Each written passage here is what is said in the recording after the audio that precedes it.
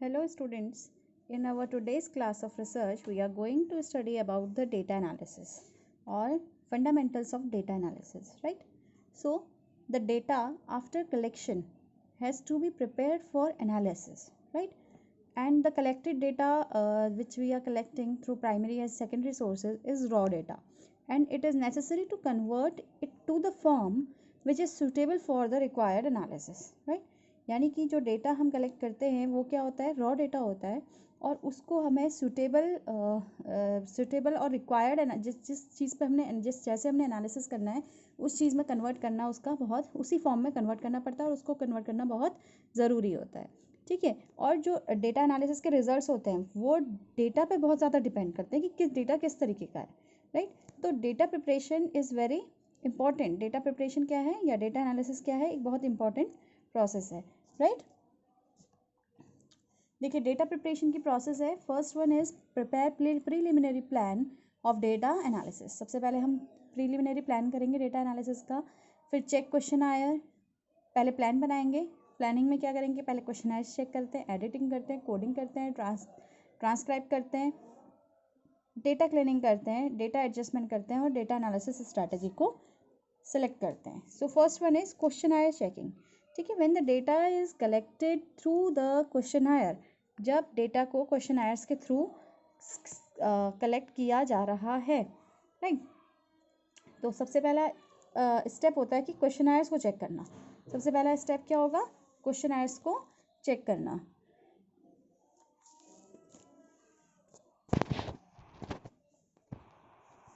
Right. Questionnaires को check करना सबसे पहला स्टेप होगा, and the first step will be the checking of questionnaire if they are acceptable, एंड क्या चेक किया जाता है कि whether the questions are acceptable और नॉट, क्वेश्चन आयर एक्सेप्टेबल है या नहीं है।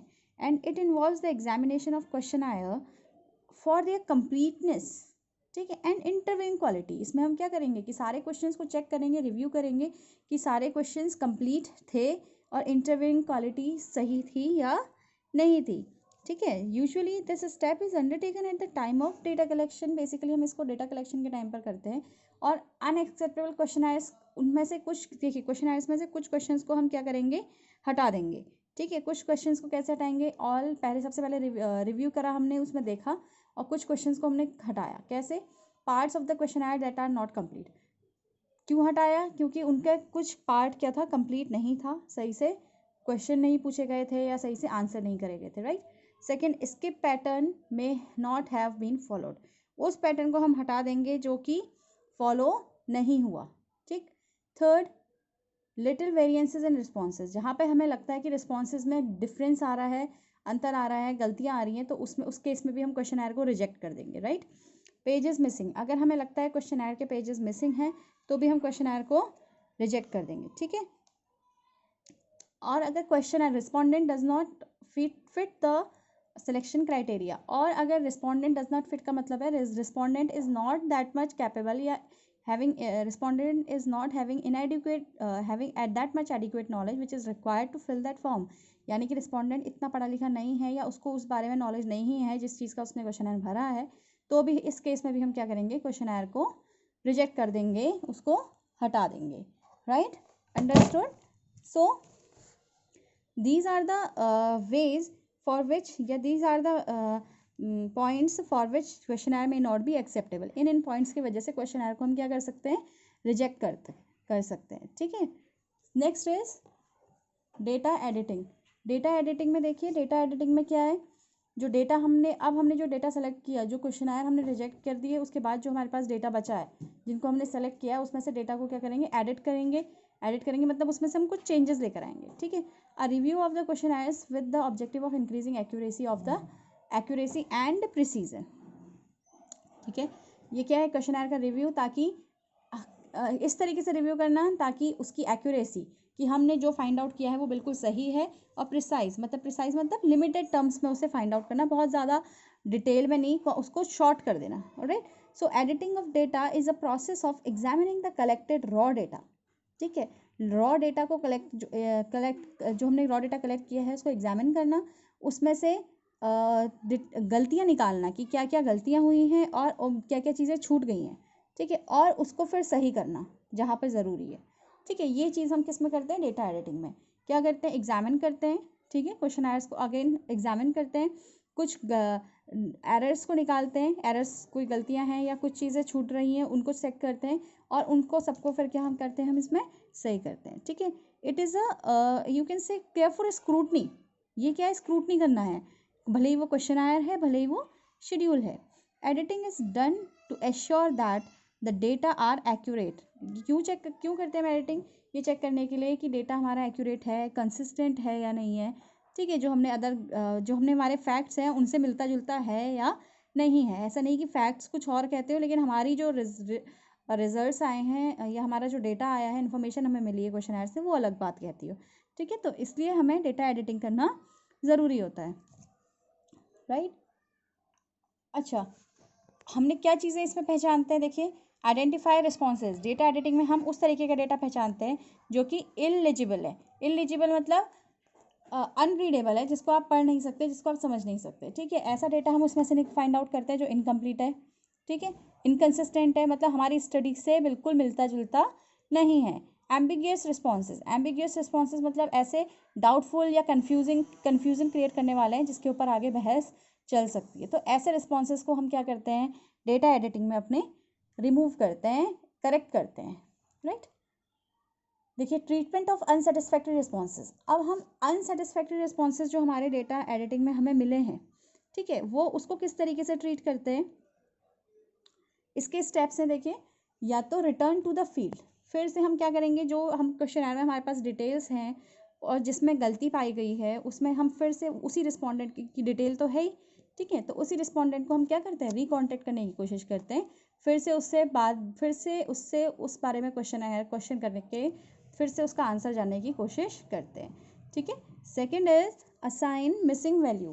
असाइन मिसिंग वैल्यू मतलब अगर एक दो चीज़ें ही शॉर्टेज हैं तो हम उसमें क्या करते हैं, मिसिंग वैल्यू जो है या मिसिंग चीज़ें जो है बाकियों के इन्फ्रेंसेस से उसमें वो वैल्यू फिट कर देते हैं, यानी बाकियों के रिस्पॉन्स से उसी में से मिलता जुलता एवरेज उन्हीं का जैसा हम उसमें फिट कर देते हैं। If the number of unsatisfactory responses small, key variable are not missing. ठीक है, मिसिंग वैल्यूज़ का मतलब है कोई चीज़ उसमें से मिस हो रही है, छोटी मोटी चीज़, तो उसको हम क्या करते हैं, अपने आप से ही बाकियों के इन्फ्रेंसेस से, बाकी रिस्पॉन्डेंट्स ने जो रिस्पॉन्स दिए थे उनके क्वेश्चनर्स के बेसिस पे हम उसमें भी वैल्यू फिट कर देते हैं। Third is discard unsatisfactory respondent. Discard unsatisfactory respondents मतलब ऐसे रिस्पॉन्सेज जो कि बिल्कुल अनसेटिस्फैक्ट्री हैं, ऐसे रिस्पॉन्डेंट्स, उस केसेस में हम क्या करते हैं, डेटा को पूरा डिस्कार्ड कर देते हैं, ख़त्म कर देते हैं। अगर proportion of unsatisfactory responses small, ये कब किस केस में करते हैं, proportion of unsatisfactory responses small अगर कम है, ऐसा कम केसेस में है। ठीक है, sample size is large size है और कुछ ही केसेस ऐसे आए हैं जिसमें कि आपको रिस्पॉन्स ठीक नहीं मिला, तो उस केस में आप क्या करते हो, उन रिस्पॉन्डेंट्स को क्या करते हो, डिस्कार्ड कर देते हो। ठीक है, unsatisfactory respondent do not differ from satisfactory respondents. Unsatisfactory respondents की रिस्पॉन्सेज टू की वेरिएबल्स आर मिसिंग। और किस केसेस में हम ऐसा करते हैं, देखिए, डिस्कार्ड हम और किस केसेस में ऐसा करते हैं, जबकि जो मेन आंसर्स थे आपके वही मिसिंग हैं, तो उस भी केसेस में भी हम क्या करते हैं, उन्हें डिस्कार्ड कर देते हैं। ठीक है, और प्रपोर्शन अगर कम लोग हैं ऐसे अनसेटिस्फैक्ट्री रिस्पॉन्सेज वाले, उस केस में भी हम डिस्कार्ड कर देते हैं, सैम्पल साइज लार्ज होता है क्योंकि, ठीक है, तो थोड़े बहुतों को हम क्या कर सकते हैं, उसमें से डिस्कार्ड कर सकते हैं, तो इससे हमारी रिपोर्ट पर कोई ज़्यादा असर नहीं पड़ता। ठीक है, alright. So editor must keep in view several points while performing their work. Editor को क्या करना है, कुछ, अच्छा, इससे पहले मैं एक चीज़ और बताना चाहूँगी आपको, दो तरीके से जनरली एडिटिंग होती है। ठीक है, one kind of editing is central editing and one kind of editing is field editing. ठीक है, field editing and central editing. Field editing का मतलब क्या है, field editing consist the review of the reporting forms by the investigator for completing what latter has written in abbreviated and or in illegible form. ठीक है, at the time of recording respondents response. Field editing का मतलब होता है कि जब हम जिस टाइम पर हम क्वेश्चनायर भरवा रहे हैं, ठीक है, जिस टाइम पर हम क्वेश्चनायर भरवा रहे हैं, जिस टाइम पर रिस्पॉन्डेंट हमें रिकॉर्डिंग दे रहा है या जिस रिस्पॉन्डेंट हमें आंसर कर रहा है, उसी टाइम पर जो वो एब्रीविएशन यूज़ कर रहा है या ऐसे वर्ड्स यूज़ कर रहा है जो पढ़ने में नहीं आ रहे हैं, तो उसी टाइम पर हम उसको अगर सही कर दे रहे हैं, ठीक है, उसी on the same point of time, ठीक है, तो उसको हम बोलते हैं field editing, FIELD, field editing. ठीक है, second is central editing. Central editing का मतलब होता है कि जब हम पूरा डेटा एक साथ इकट्ठा कर लेते हैं, एक जगह आके इकट्ठा हो जाता है वो ऑफिस में बैठ के हम एक जगह पे बैठ के उसको एडिट कर रहे हैं सारे डेटा को, that is called the central editing, right. So the next is editors must keep in view several points while performing their work. क्या क्या चीज़ें एडिटर को ध्यान में रखनी चाहिए अपना काम करते हुए? First is they should be familiar with instructions given to the interviewers and coders as well as with the editing instructions supplied to them for the purpose। उनको ये ध्यान में रखना है कि इंटरव्यूअर्स को जब हमने इंस्ट्रक्शंस दिए थे वो क्या थे, ठीक है, कोडर्स को जो हमने इंस्ट्रक्शंस दिए थे वो क्या थे, और जो एक रिसर्चर को या एडिटर को जो इंस्ट्रक्शंस मिले हैं उसका उसने खास ध्यान रखना है। ठीक है, क्योंकि इंटरव्यूअर को भी इंस्ट्रक्शंस दिए जाते हैं और एडिटर को भी इंस्ट्रक्शंस दिए जाते हैं। ठीक है, कहीं ऐसा हो सकता है कि एडिटर को वो चीज़ गलत लग रही हो लेकिन इंटरव्यूअर ने अपने पॉइंट ऑफ व्यू से वो काम सही किया हो, तो उसको ये पता होना चाहिए कि इंटरव्यूअर को क्या रूल्स एंड रेगुलेशंस मिले हुए थे, right. Second is while crossing out an original entry for one reason और another they should just draw single line on it so that the same may remain legible. यानी कि एक original entry को वो क्या कर रहे हैं, अगर छोड़ रहे हैं, ठीक है, स्किप कर रहे हैं, तो उन्होंने क्या करना है, जैसे एक फिल इन द ब्लैंक कर देते हैं ना, ब्लैंक लाइन डाल देनी है ताकि वो समझ में आ जाए देखने वाले कि यहाँ पर ये रिस्पॉन्स, यहाँ पर भी कुछ रिस्पॉन्स था जो कि नोट नहीं किया है। Alright, they must make entries on the form in some distinctive colour and that too in a standardised form. ठीक है, अगर वो फॉर्म में कुछ चेंजेस लेकर आ रहे हैं, कुछ ऑलरेडी जो फॉर्म भरे थे रिस्पोंडेंट ने उसमें वो कुछ एडिटिंग कर रहे हैं, तो उसको उन्होंने कुछ उसकी एक अलग कलर के पेन से यूज़ करना चाहिए ताकि बाद में समझ में आ जाए कि उसने क्या भरा था और आपने उसमें क्या एडिटिंग करी है, right. They should initial all answers which they change और सप्लाई, और जहाँ जहाँ पे वो चेंजेस कर रहे हैं वहाँ पर उसने अपने साइन करने होने चाहिए ताकि पता चल जाए कि ये एडिटर ने चेंज किया है, right. Editor's initial and the date of editing should be placed on each completed form और शेड्यूल। और एडिटर क्या करेगा, जिस फॉर्म को एडिट करेगा उस फॉर्म में उस दिन की डेट और अपने साइन ज़रूर डालेगा। Alright, so these are the points which editors must keep in view. ठीक है, next is data coding. Data coding का मतलब क्या होता है? देखिए, coding refers to the process of assigning numerals और other symbols to answer so that responses can be put into a limited number of categories और classes। इसका मतलब होता है हम क्या कर रहे हैं, अपने आंसर्स को नंबर असाइन कर रहे हैं या कोड असाइन कर रहे हैं। असाइन मतलब कोड देना या नंबर्स असाइन करना या नंबर देना, इस तरीके से ताकि जब हम उसको डेटा को एनालिसिस करें तो हमारे पास बहुत ज़्यादा रिटर्न वर्क ना हो, मतलब शॉर्ट में हमारा काम हो जाए, right. Limited number of category या छोटी छोटी क्लासेस में ही हम क्या करें, मतलब शॉर्ट फॉर्म में ही अपना काम कर लें, बहुत ज़्यादा हमें लेंथी प्रोसेस ना करना पड़े। क्योंकि अगर हम कोड में रखेंगे तो कोड यूज़ करना ईजी हो जाता है ना।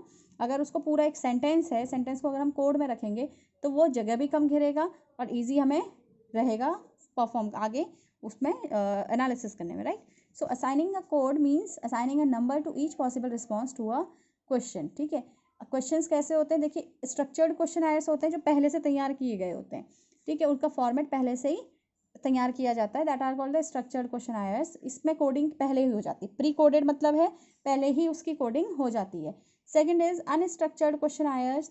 अनस्ट्रक्चर्ड क्वेश्चंस मतलब जो at the point of time, जिस टाइम पर आप इंटरव्यू ले रहे हो, जिस टाइम पर आप रिस्पॉन्डेंट से रिस्पॉन्स ले रहे हो, उस टाइम पर आप क्वेश्चंस बनाते हो, तो उस केस में क्या होता है, जब क्वेश्चन आंसर्स फिलअप कर दिए जाते हैं उसके बाद उन आंसर्स की कोडिंग होती है, राइट। देखिए, category code should be assigned for critical issues even if no one mentions them. ठीक है, इस क्रिटिकल इश्यूज मतलब जहाँ पर जिसमें थोड़ा सा ऐसा है कि कोई आंसर नहीं करना चाह रहा है, जिसमें कोई भी पर्सन कोई आंसर नहीं कर रहा है, तो उसको भी आंसर उसमें भी हम क्या करेंगे, कोडिंग करेंगे। ऑलराइट, देखिए, you can see the basic questionnaire format here. Basic questionnaire format here जैसे कि in a typical month how many times would you say you visit a fast food restaurant? ठीक है, you have option none, 1, 2, 3, 4, 5, 6 और more। ठीक है, ऐसे ही questions हैं ये। ऑलराइट, क्वेश्चंस में आप आगे देख सकते हैं कि इसमें बॉक्सेस बने हुए हैं इनके आंसर्स टिक करने को। ऑलराइट, अब देखिए, सबसे पहला क्वेश्चन था कि आप कितने बार फास्ट फूड रेस्टोरेंट को विजिट करते हो। ठीक है, तो और ऑप्शन है एक मंथ में आप कितने बार विजिट करते हो, तो ऑप्शंस नन, 1 2 3 4 5 6। तो नन में कोडिंग करी है 1, सॉरी 0, 1 में करी है 1, 2 में 2, 5 में 5, 6 और मोर में 6। ठीक है, ऐसे ही सेकेंड क्वेश्चन वाज कि आप अपने फास्ट फूड में कितना अमाउंट स्पेंड करते हो। आपने अपनी लास्ट जो आपकी विजिट थी फास्ट रेस्टोरेंट में, उसमें आपने एवरेजली कितना अमाउंट स्पेंड किया होगा। ठीक है, तो जो हमारी कैटेगरीज बनी है, under $2, under $6 to 10, under more than $14, under $2 to 6, ठीक है, 10 to 14। तो ये क्या है, देखिए ये इसकी भी हमने क्या करी है, 0 1 2 3 4 5 6 कोडिंग करी है। तो हर क्वेश्चंस को क्या करें, हर क्वेश्चंस के जो ऑप्शंस हैं इनकी कोडिंग करी गई है। तो इससे क्या होगा, जब वो रिसर्चर या जो इंटरव्यूअर एनालिसिस करेगा तो उसको एनालिसिस में आसानी होगी, वो इतने सारे ऑप्शंस नहीं लिखेगा। He will only right 0 1 2 3 4 5 1 2 3 4 5। ठीक है, जो उसके ऑप्शंस हैं उनकी कोडिंग को वो उसमें प्रेजेंट करेगा। Alright, okay class, thanks for today, and next class में we will study about the data tabulation.